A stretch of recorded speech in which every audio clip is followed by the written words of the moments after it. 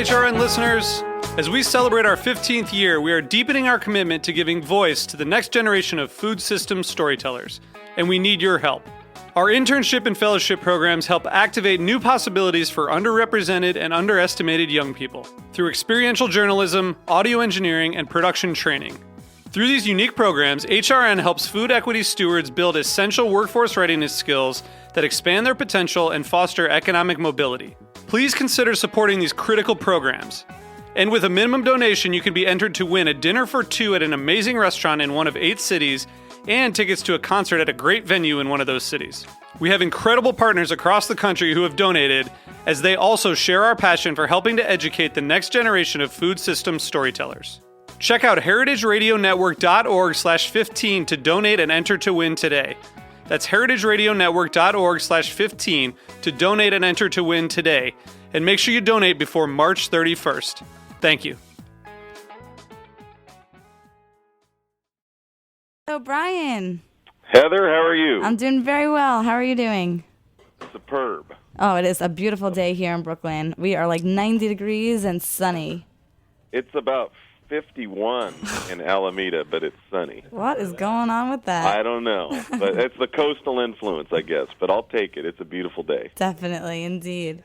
So we've got a good farm report coming up today? Yeah, I'm excited for today's report. I mean, well, for you especially with Mr. Alec Bradford, that must be interesting to you to hear about him and his operation down in Virginia, right? Oh, absolutely. I think, I have my educational background's in Greek and Roman archaeology. And the white cattle are mythical throughout ancient mythology. And the white cattle, actually, that the ancient white park cattle that they're raising down there in Virginia have antecedents in the ancient Roman world. And one of the theories about the British white cattle is that they were brought to the United Kingdom by the Romans about 60 years before Common Era. And that's one theory. Well, then, as with all these things, there are many theories. Definitely. Well, just by looking at them, you could tell they almost seem like a mythical creature just by their, the breed themselves. That's what they look like. Yeah, unlike it was anything else. Pretty fascinating just looking at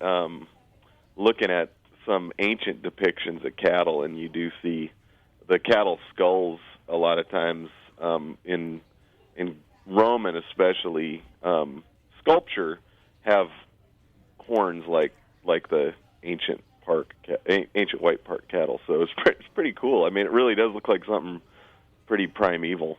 Definitely. And have you had a chance to taste the ancient white park? Not yet. I'll tell you what, though. I'd sure like to. We'll figure out a way to make that happen for sure. Yeah, maybe I can hook some up when I'm out in New York in June. But, yeah, that would be great if you guys could meet. Yeah, that would be really cool. I think that one of the fascinating things about our two guests today, Dave Metzger and Alec Bradford. Doug Metzger, yes. Doug Metzger, sorry. Is that they're raising, heritage breeds. And there's a lot of stuff going on right now with our food supply and the industrialization of proteins. And as recent events with swine flu show, animals can be vectors for all sorts of diseases, and in some of the industrialized confined situations, the wrong disease could wipe out the entire food chain. So one of the things that's very important about heritage breeds, in my mind, is that we're increasing the genetic diversity in terms of our livestock Keeping population. biodiversity alive in the food supply. I don't think anything can be more important than that. No, and I think that it's all these events. I mean, this summer in 2008, the $6 corn and $5 diesel pushed the issue about grass-fed beef in a lot of places, and certainly alternative production in other kinds of livestock and poultry. And I've always been concerned about the headlong march toward monoculture, and so I think it's very fitting today to have Misters Metzger and Bradford on the show. Yes, and I definitely look forward to having people listen a little bit about Alec and his operation and see how it's similar to Hearst Ranch's operation with the grass-fed on the east and west coast of our country. Hearst rocks. You rock, Brian. You're number one. Wow, double fierce. I'm double fierce today. You know it. So thank you so much for taking the time out of your Sunday to introduce our farm report. Hey, it's my pleasure as always, and I wish you guys the best, and you sound great today. All as right. always. Thank you. Thank you so much for listening. And, we're a big fan, and you're a big fan of ours, and we will be talking to you real soon. Okay, happy trails. Hi, and welcome to the Heritage Radio Network Farm Report. We're broadcasting here on a Sunday, April 26th, and it's a beautiful day in Bushwick, Brooklyn. And we're here with Alec Bradford from Leaping Waters Farm in Shawsville, Virginia. And as we usually do here with the Farm Report, we're going to ask him 20 pertinent questions and hear from one of America's leading farmers. How are you, Alec? Hey, how are you? I'm very well, thanks. Thanks for joining us here today on the Farm Report. Yeah, sure. So we just want to get a basic idea of what you do over at Leaping Waters, what you farm, and what your duties are as the head farmer. Okay. We run a 325-acre pastured beef, dairy, and poultry operation. We raise a rare breed of cattle called Ancient White Park cattle. There's about 500 of these animals in the United States. There's probably 1,200 worldwide. We have about 80 head of cattle right now. We have large black pigs, which are also a rare breed. They're a British pig. They get to be about 600 pounds.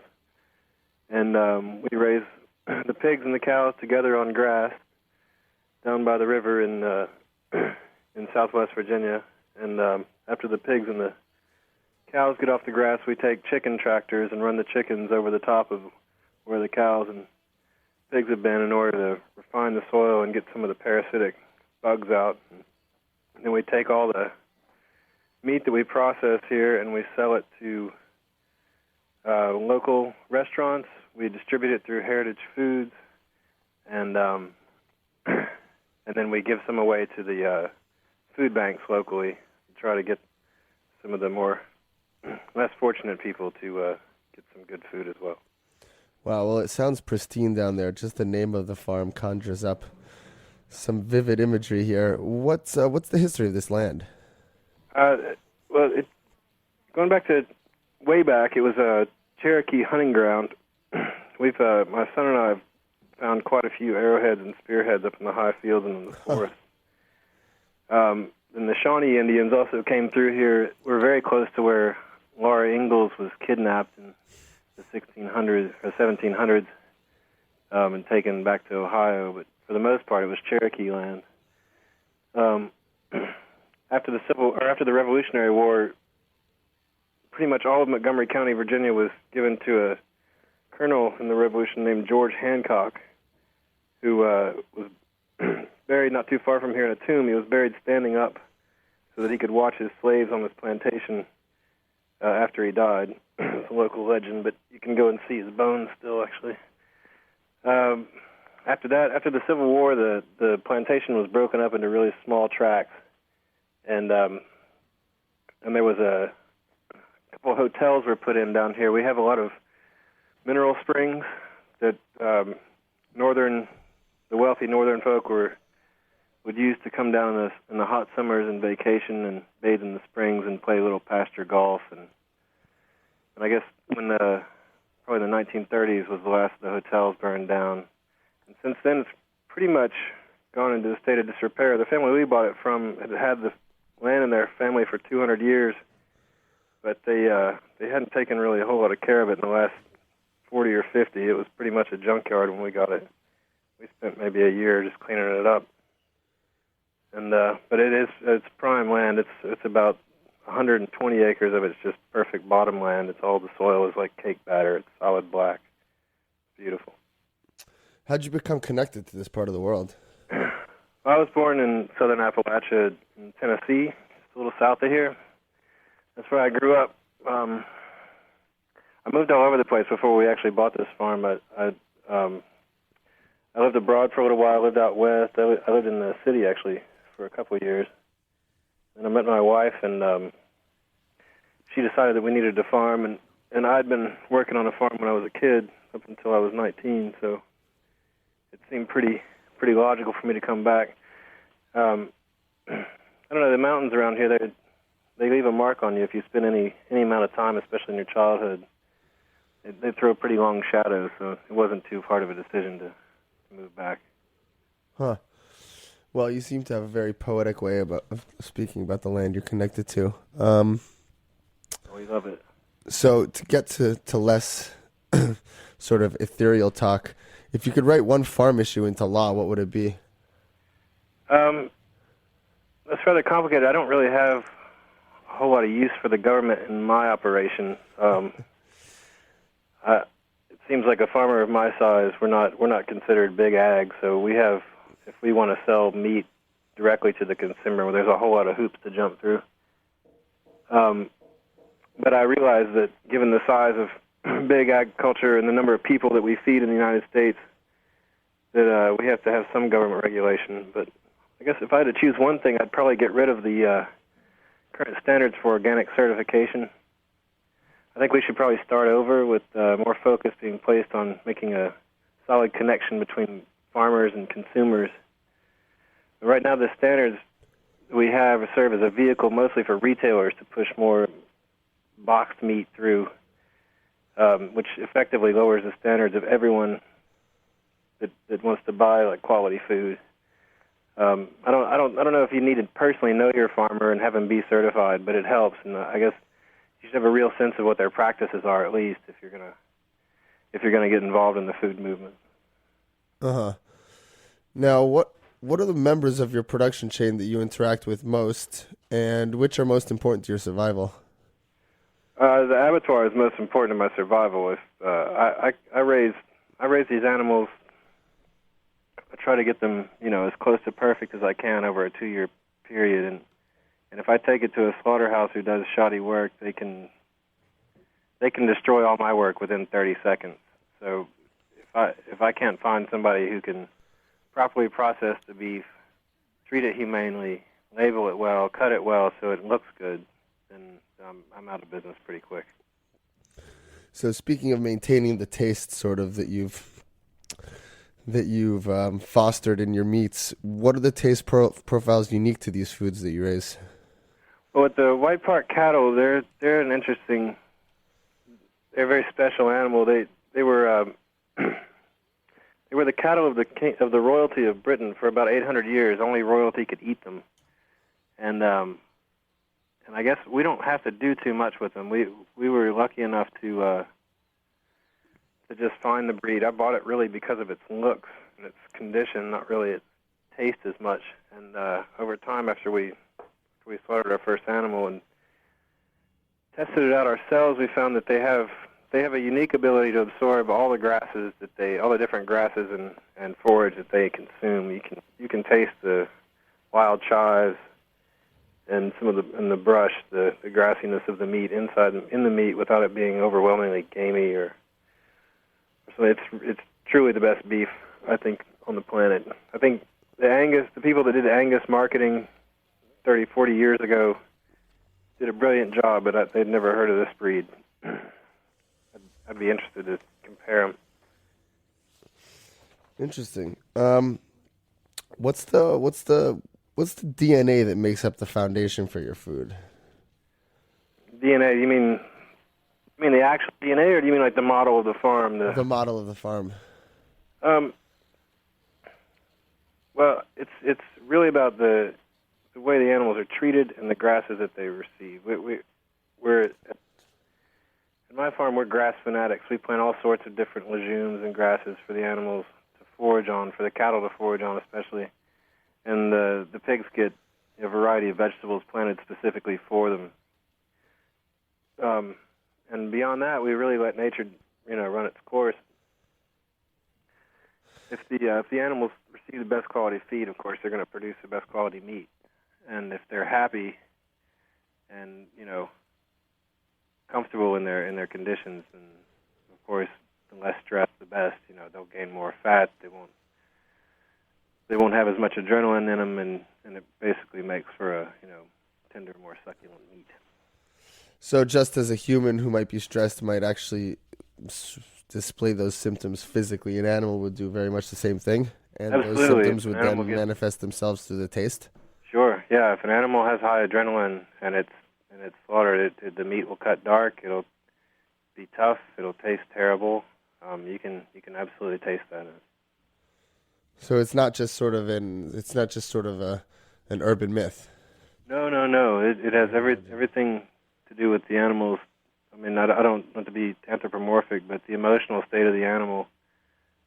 If it's content, if it's calving with ease and getting to get up and graze wherever it wants to, have large meadows to run through, that sort of thing. I mean, it certainly makes a difference in the quality of the food.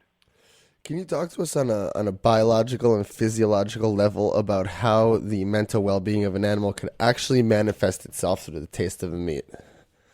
Well, I'm not a doctor. My wife is. I as far as the physiological sense, I can tell you that like I said about how the adrenaline in the glands that's released, it gets into the bloodstream, of course, and it makes the animals tense. And so it makes their muscle fiber more dense. And so when you have an animal that lives like that, I mean, if you think about it like a person with somebody that might have high stress levels or just can't really deal with their day-to-day, they tend to clench their jaw, they tend to walk more stiffly. And if an animal acts like that, and you take that animal to the abattoir and they cut it, that meat's going to be tighter. That meat's going to be more tough, and it's going to have this hormone, the adrenaline, that's running through it, and that hormone gives off a flavor, smell, and it's not good. And I mean, most people would be surprised to find that hormone's released in most of the animals that they're eating. If you're going to Kroger to buy a steak, 9 times out of 10, that animal had a pretty rough last at least 10 days of its life, and that was enough to destroy the meat. I find that fascinating. So shifting to the future here, how will global weather patterns, do you think, affect the food you grow, if at all? And how are you going to adjust to those changing patterns? Well, we're in a drought, actually. We've been in a drought for the last 3 years. We're coming out of it right now, I think. We've had a lot of good wet weather lately. I mean, I pay attention to what the projections are for North America and, the coming decades. And really, they actually all look kind of positive to us, at least in the southern United States. I mean, it looks like we're going to have wetter, longer growing seasons. And so, while it may be pretty bad for Northern Europe and, terrible for the west coast of Africa, it doesn't look too bad for the southeastern United States, which is ironic and not, kind of darkly funny. But, I think that we'll probably do pretty well. We don't have to make too many adjustments except for trying to pump water, which is, I guess, it's my one crux. I haven't figured out how to get a good solar pump. It's impossible to buy a mobile, cheap solar pump. So in terms of a long-term outlook, you think this farm's going to thrive? I think my farm, if my children, I have 4 of them, and I'm still quite young, if they want to, I think that they would have an opportunity to triple or quadruple its size. We have a very functional model, and we have a high-quality landscape there. Speaking of your model, what's the maximum size for your model? I was thinking about this, and I can't imagine that there is a maximum size, except, you're restricted by the size of your land, by the amount of land you can purchase. But there's a lot of fallow land out there. A lot of old farmers that are getting out of it that don't know what to do, and they can't sell it because they're too remote. And the willingness to work it, which it's no joke. You work 18 hours a day in the sun in the summer, and it's, that's tough. But, the rewards are big. And I think that this model that we have here, we could export to certainly most of the Southeast and the Midwest, and I think it could function in perpetuity. So these 18-hour days that you put in, what are you doing most of the time? Like, what's your main activity on the farm? I know this may sound like such a simpleton's question, but for non-farmers, we don't really know what you spend your days doing. We like to talk a lot. We like to laugh at everybody else just to sit at a desk. We like, well, you know, I mean, there's a lot of crazy guys out here. There's working farms. Half the guys I know are completely nuts. I'm not quite yet one of them. I haven't been at it long enough. But you spend that much time alone in the sun. You know, I have one employee, and we raise three different types of animals plus horses for my wife. And I spend my days checking water, checking pumps. We have a 2-acre garden that we are constantly working in when everything else is not going on. You know, unfortunately, we have to deal with machinery which breaks and is not as heavy duty as it's advertised. You know, we have in the spring we have calving season. In the summer we have to worry about haying and getting the hay in. In the fall we have to worry about cutting wood and getting the wood in for the winter. In the winter we get to relax a little bit. We get to sit back and put our feet up as long as it doesn't, you know, we don't have a heavy snowstorm or, you know, or some sort of ice storms are really terrible. But, you know, we're basically just sort of crouching down and preparing for whatever the weather might throw at us next. And who are your top buyers? We're good half and half split between kind of the local. We're near Virginia Tech, and so we have, you know, a good supply of educated consumers who are affluent enough to, you know, support us without us having to drop our prices to where we can't be profitable. But we're not in nearby such an urban area where we can rely solely on that sort of customer. So we're about, you know, we're split half and half between the private local foodie who wants to know exactly where their food is from, and they can come by and see us, and they often do. They often, you know, come out and walk with me in the fields or pretend to work with me, you know, whatever. And then the other half, of course, is the restaurant business. We sell between Charlotte and New York. You know, half of our profits definitely go get in the truck and drive away. Well, I certainly know that Heritage Foods values your beef very much and your pork as well. What is the 5 or 10-year plan for your farm, and where do you see it being before you pass it on to the next generation of Bradfords? Before I pass it on, it'll be paid for, which is the first thing. Most of the guys that start farming around here are in their 60s now, and their parents gave them their land, so they don't have mortgages. We have a heavy mortgage. My wife, being a doctor, helps out with that, for sure.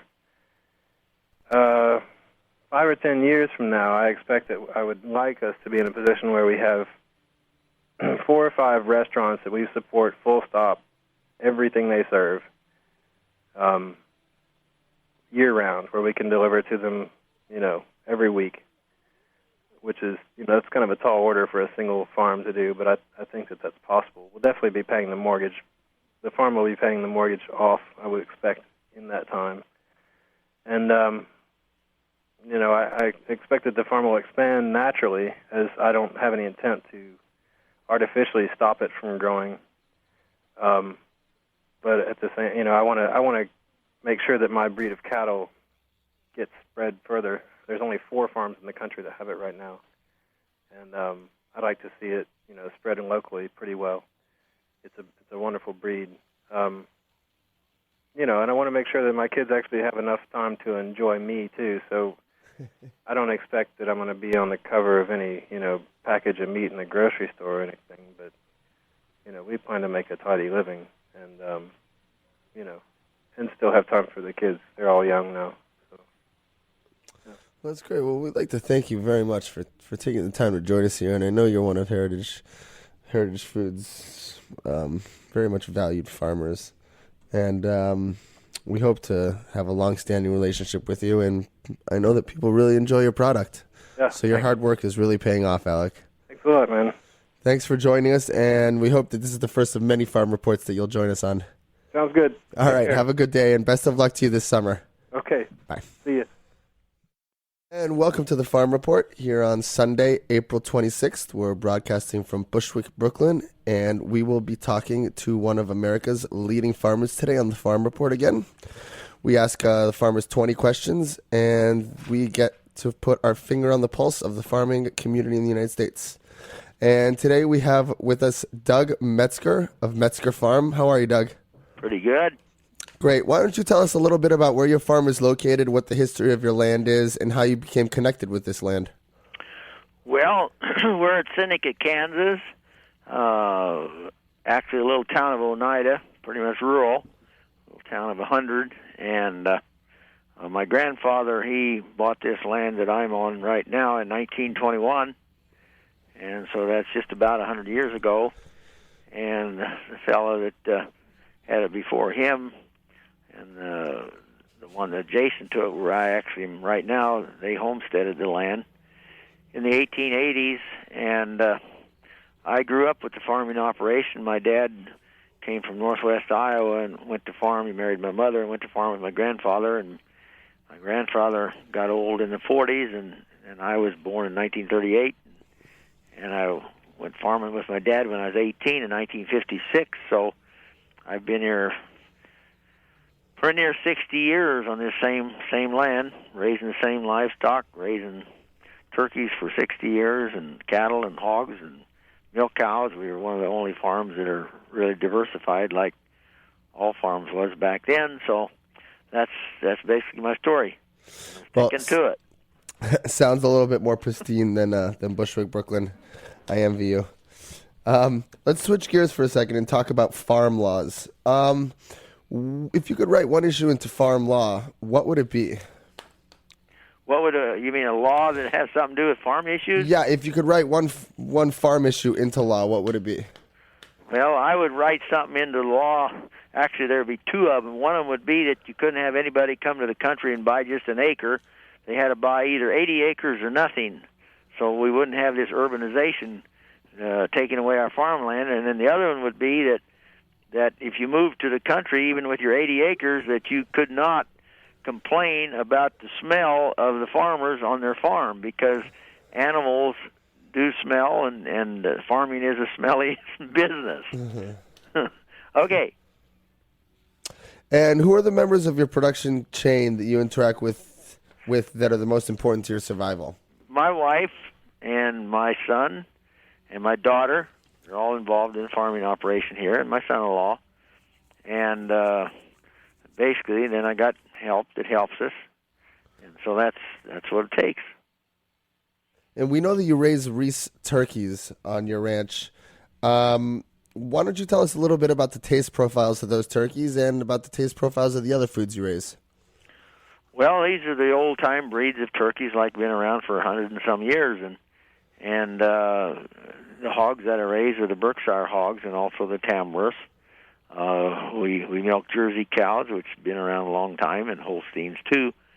So basically, these animals are type of animals we used to raise the more commercial type hogs, but we don't today anymore because of the older breeds. The meat does taste better. Okay, and can you talk to me a little bit about how the stress of an animal affects the way the meat tastes? In other words, how you raise and how you pasture your animals, that ends up coming through in the quality and the taste of the meat. How so, biologically and physiologically speaking? Well, I guess it's probably because they got more free land to roam around, and they aren't tight together and probably stressed, And how does the stress affect the way the meat tastes? How does the stress of an animal affect the way meat tastes? Well, even your cattle that you market for beefsteak, why, if you take and don't treat them nice, why you'll have what you call dark cutters, and the meat doesn't taste as good. Mm-hmm. What's the DNA that makes up the foundation for your food? What quite what do you mean by that? Well, DNA? what's the sort of the heritage of these meats? Well, the Tamworth hog's been around for a long time, and the Berkshires have too. They're the older breeds that I had 50, 60 years ago, and then I started back in raising them here about 10 years ago. And and the old bronze turkeys are made up. They're you might say the next step up from the wild turkeys is what they are. And what's the 5 or 10 year plan for this farm? Well, I kind of like keeping on just kind of how we've been here, probably maybe increasing a little bit, and maybe bringing my grandkids into it if they're interested. The girl, she's 13, and she's interested in this kind of stuff, so that's basically what it is. Do you see yourself taking on any new kinds of pork or new kinds of turkey? Well, probably not. Probably just like we got now. Okay. How will changing global weather patterns affect the food you grow? I don't know, really. I don't quite myself believe these here changing weather patterns, because we've had weather patterns that basically weather patterns have changed forever, and as the global warming deal, I don't know if there is such a thing, because like this last winter we had terrible cold winter, and it's just a cycle of nature from one time to another, and just like we had dust bowls in the Midwest, and now they say they got the same thing in China. I just read the other day that they got the same problem with the stuff like Central United States had in the 1930s, and we're a lot you might say cooler and wetter than we were in the 1930s, and even the 50s. I was a young guy in the 50s, and in the 50s we had 5 years of drought where you thought that it was going to get hotter and hotter, and it finally ended and started raining. Basically, we had 5 years of dry weather from 2000 until 2007. It was a little more than 5 years, but it wasn't as bad. But all of a sudden it started raining, and it in 2007 in September, why we ended a 5-year drought by getting 15 inches of rain in 2 weeks. What about your farm, if anything, keeps you up at night? Oh, I don't know. I just kind of when I go to bed, I sleep. I really don't worry that terrible much about stuff. I think about it a lot in the daytime, but it's one of them deals you got to learn to live with it. And on a day-to-day level, what are some of the more problematic issues that occur on the farm? Oh, high costs of inputs today. That's one of the biggest ones, and then also dealing with the government is a big problem on all your issues of different things that you do, and that is basically the one of the main things, What's the highest high you've had on the farm? Oh, back in 2003, we had a year when we stopped the Canadian beef from coming in when they had that BSE scared, and it raised the price of our cattle from 70 cents a pound to $1.15, and that made a guy feel pretty good because we had pretty good prices then, But now, this last year here, in the last 6 months, why things have kind of went with this economy, why everything's kind of went to the bad, and the Canadians are sending beef back in again. Not that I'm against world trade, but we're Americans here, is what we are. And what interaction does your farm have with wildlife? One of the lows, I seen here where you had a question about the lows, and that was when our fuel went to $5 a gallon last year, and money went out of my pocket so fast you didn't know what happened. How much fuel does your farm consume? Oh, a tremendous amount of fuel. Anyway, you got to feed the cattle, feed the hogs, mix feed for the hogs. See, we don't buy the feed from the feed mills. We mix it our own, and so we know what ingredients get put in it and know what's good, and that makes us better livestock, better meat, better milk and stuff like that.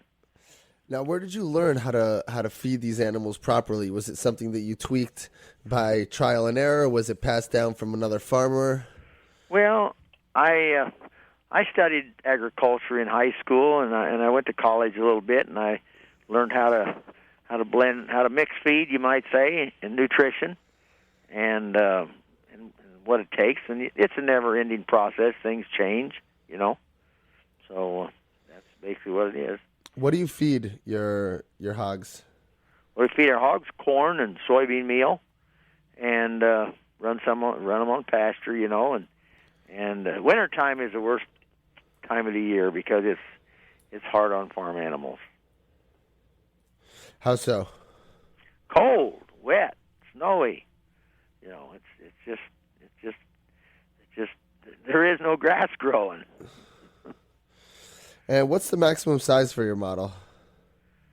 My farm? Mm-hmm.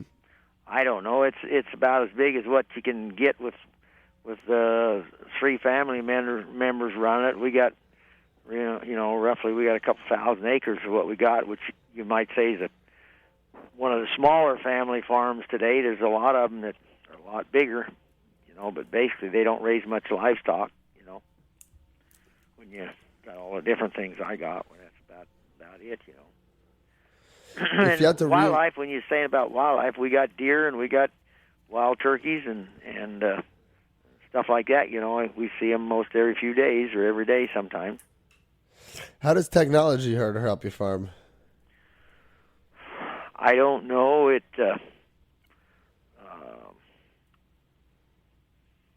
helps, but it all comes at a cost. Technology does. It all comes at a cost. Both financial and in terms of, just you might say more stress, but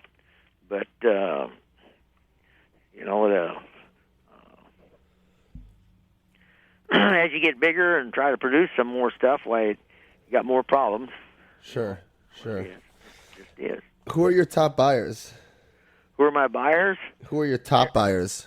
Well, Heritage Foods in New York buys both hogs and turkeys from me, and they get slaughtered in Missouri and some in Kansas here.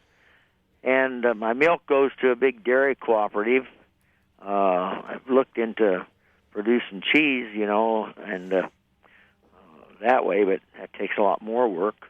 And and my fattening cattle, they do go to Tyson's, is where they go. And the hogs and the turkeys go to Heritage Foods. I sell some hogs to another outfit called Eden Natural Pork, and they're... So some of the cattle go where? To the Tyson plant. Okay. Up at Denison, Iowa is where they go, Okay. And because of the particularities of your locale or trade, what is the secret to which only you have the key? What's a farming secret to which only you have the key? I don't know what to say about that. That's kind of a hard question to answer.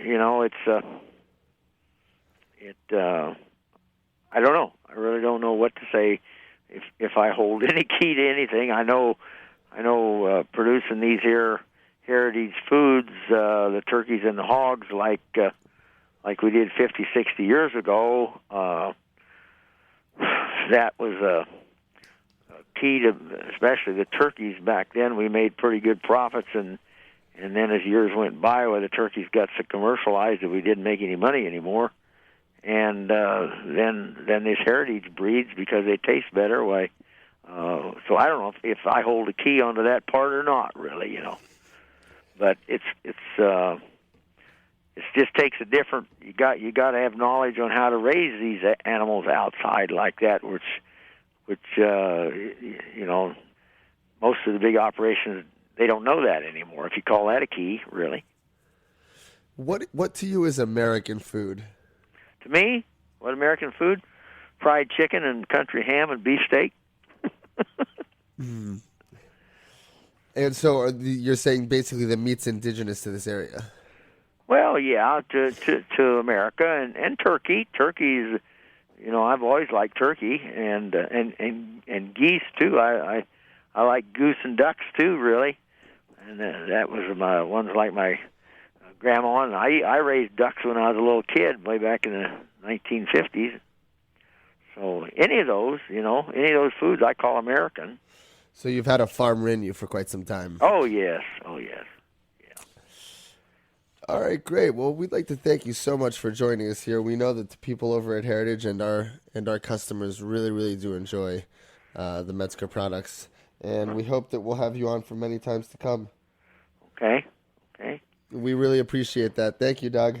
Okay. Have a nice one. Yep. Thank you. Bye.